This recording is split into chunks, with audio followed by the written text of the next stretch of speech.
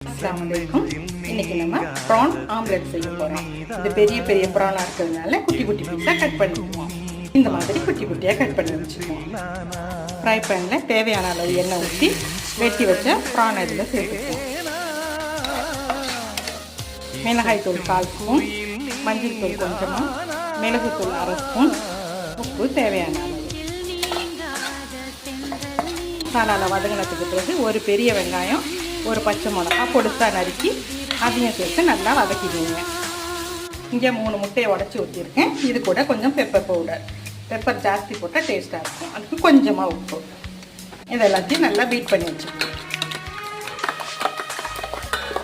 உட்காண்டதுக்கு பிறகு இந்த மாதிரி எங்கே பார்த்தாலும் பரத்தி விட்டு மேலே முட்டையை அப்படி ஊற்றி விடுங்க. மூடி போட்டு இப்படி வேகட்டும். நல்லா வெந்துருச்சு. இதை இப்போ எடுத்துருவோம். Prawn omelette ready. நீங்களும் ஃப்ரை